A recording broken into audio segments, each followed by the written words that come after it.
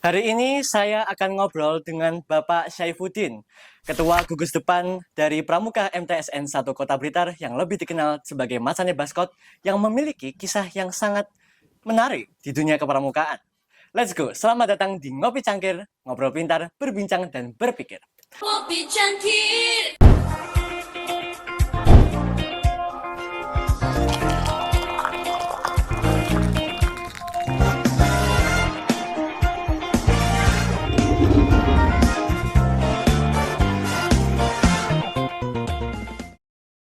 Assalamualaikum warahmatullahi wabarakatuh. Selamat siang Bapak. Waalaikumsalam, selamat siang.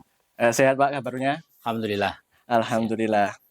Baik, yang pertama ingin saya bahas dan tentunya akan menjadi topik utama kita hari ini adalah tentang dunia kepramukaan di pandangan Bapak Syaifuddin yang mungkin lebih dikenal di lingkungan MTSN 1 Kota Blitar dengan Pak Din.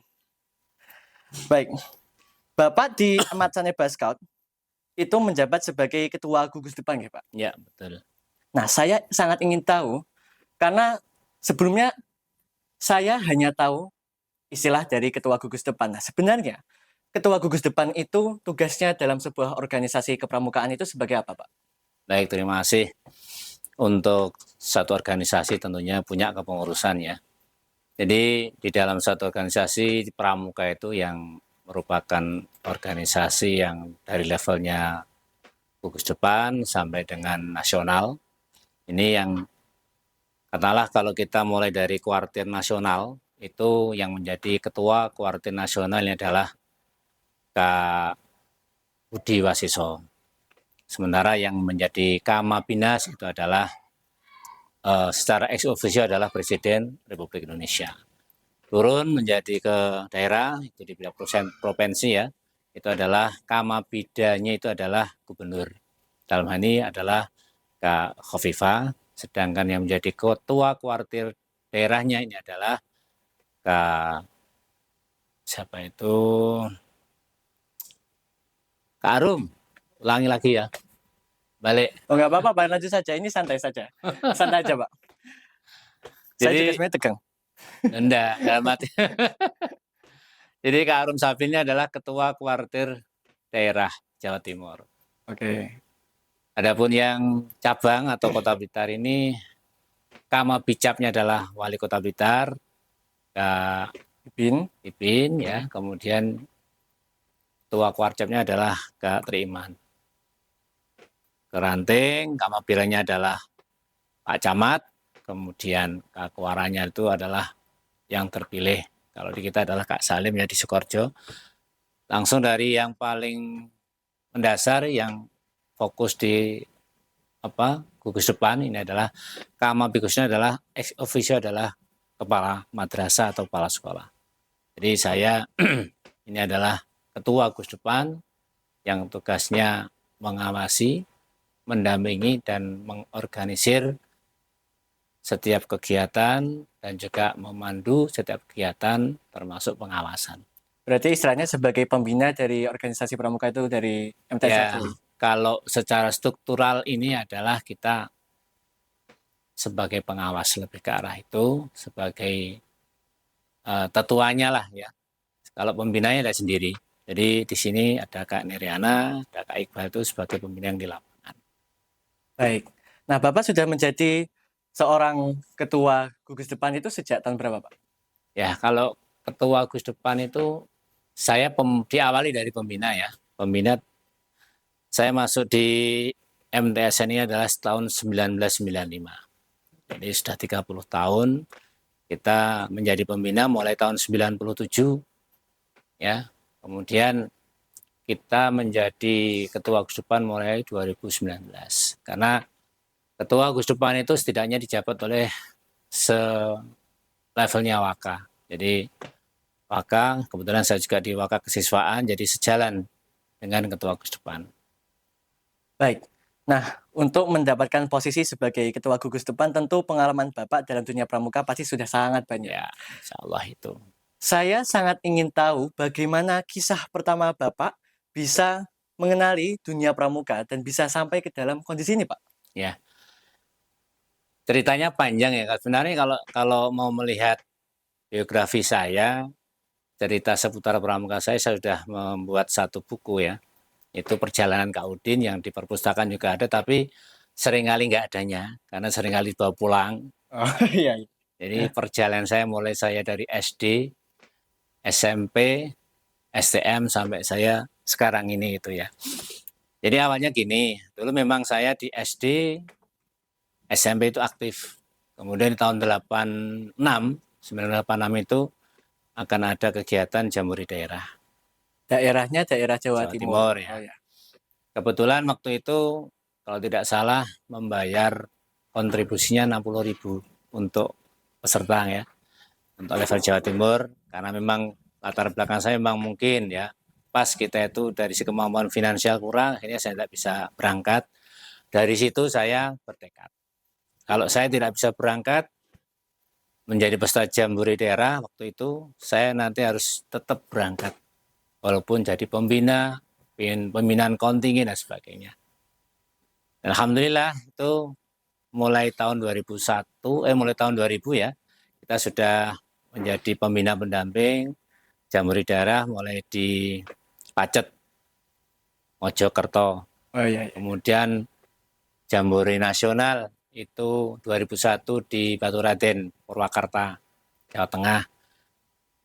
Setelah itu kita menjadi pimpinan kontingen cabang. Jadi yang memimpin kontingen Kota Blitar itu pertama saya jadi pinkon itu di Sumedang.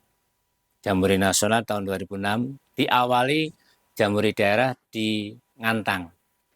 Jadi kalau bercerita tentang kegiatan itu, bagi saya mungkin sudah sekian ratus kegiatan kali ya. Tapi yang levelnya Jawa Timur, saya jadi pinkon 6 kali, yang nasional itu 5 kali. Insya Allah ini 2026 ini kita juga berangkat lagi. Jadi yang 2026 itu di Sumedang, Jawa Barat, kemudian 2011 kita di Palembang, nasional ya, kemudian 2016 dan 2022 itu ada di Cibubur. Insya Allah nanti 2026 ini bulan Agustus kembali ke Cibubur lagi. Di Jakarta berarti. Ya, betul. Baik. Untuk yang di SD dan SMP itu berarti yang seperti Bapak ceritakan ya, belum sampai bisa ke Jambore yang 3 daerah itu tadi. Nah, ya. kegiatan Bapak di kepramukaan pada saat itu apa, Pak? Kalau di SD lebih ke arah biasanya kalau kita senang waktu kegiatan adalah waktu perkemahan. Ya. Oh ya. Karena terus terang waktu di SD dan SMP itu sangat minim sekali, nggak seperti di Marsaneba ini yang luar biasa. Jadi pengalaman saya waktu di SD itu mungkin hanya berapa orang itu yang kita latihan. Di SMP pun sebenarnya ada kesan-kesan khusus, cerita yang menarik. Waktu itu kita mau kegiatan sepeda sehat ya, dari kita biasa menempuh 25 kilo waktu itu, 30 kilo, 50 kilo sepedaan itu hal yang biasa waktu itu.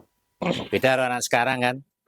Ya. Jadi asli saya kan perbatasan Kediri Blitar. Lalu kita sering kali ke Penataran sini itu naik sepeda. Jadi perjalanan 50 kilo lebih. Pernah kita mau ke Keras Kediri itu berangkat pagi, harus ngampiri, dalam arti kita harus jemput beberapa teman sepedaan ke stasiun Kediri. Jadi cerita-cerita itu yang buat saya itu selalu terkenang. Kemudian semangat saya kemarin waktu itu di SMP kita nggak bisa berangkat ya. Dan kegiatan yang nasional di levelnya SMK atau STM dulu kita pernah gelar senja di Taman Mini Indonesia Indah. Itu mewakili Kota Blitar, mewakili Jawa Timur juga tahun 1991. Gelar senja itu apa, Pak? Gelar senja itu waktu itu momen kegiatan yang diprakarsai oleh Ibu Tin Soeharto. Oh, jadi tempatnya di Taman Mini Indonesia Indah waktu itu. Setiap tahun baru itu pasti ada dari pramuka.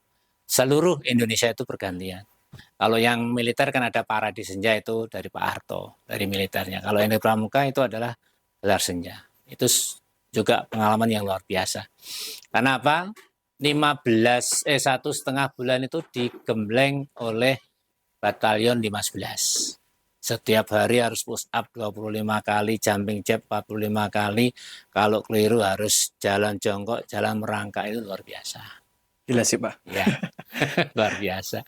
Dulu STM, waktu STM itu juga kita jalan 2 hari 2 malam biasa, menyusuri gunung, berangkat dari Polresta Blitar, menuju ke Serut, Ngengeni, Pasur, kemudian Tambak jalan.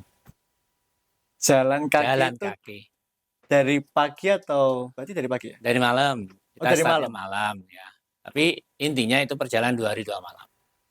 Menyusuri bukit, lembah, sampai nanti ke pantai. Wah, keren sih, Pak. Keren. Luar biasa. Baik. Dari kegiatan yang Bapak ceritakan itu tadi, tentu pasti Bapak sangat cinta dengan dunia pramuka. Insya Allah seperti itu. Sebenarnya apa yang membuat Bapak bisa sangat cinta dan sangat ingin berkontribusi di dunia pramuka itu tadi? Ya, tentunya gini ya. Jadi untuk pramuka sendiri kalau bisa kita sampaikan, kita itu kalau memang bukan suatu kegiatan yang baik, tidak mungkin kita dititipi oleh beberapa kementerian. Dalam hal ini ada kegiatan ekstra wajib pendidikan kepramukaan. Itu adalah titipan dari Kementerian Olahraga, Kementerian Pendidikan, dan Kementerian Agama. Jadi dari 3 kementerian itu menjadi satu keputusan untuk membuat pramuka menjadi ekstra yang wajib. Karena apa? Kalau kita bisa menyadari dari ekstra yang lain tidak ada yang namanya ADRT yang pasti, kemudian pijakan kita PDMK, ya, Pendidikan Dasar Metode Pramukaan itu kita ada Dasar Dharma dan Trisatya, yang mana itu nilai-nilainya luar biasa. Sehingga memang kita itu dituntut untuk bisa mengembangkan karakter yang positif. Di situ yang paling diutamakan. Jadi kalau dulu sebelum seperti sekarang ini kan intinya kalau ikut pramuka itu apa? Dilatih kemandirian, tanggung jawab, berani, ya kan? Dulu seperti itu. Jadi kalau sekarang lebih ke arah karena mulai waktu itu saya di Jambore Nasional 2006 ya di Sumedang itu Bapak Presiden waktu itu Bapak SBY menekankan adanya revitalisasi gerakan pramuka. Kemudian diimplementasikan dengan adanya Undang-Undang Pramuka nomor 12 tahun 2010. Yang mana di situ mulai adanya yang namanya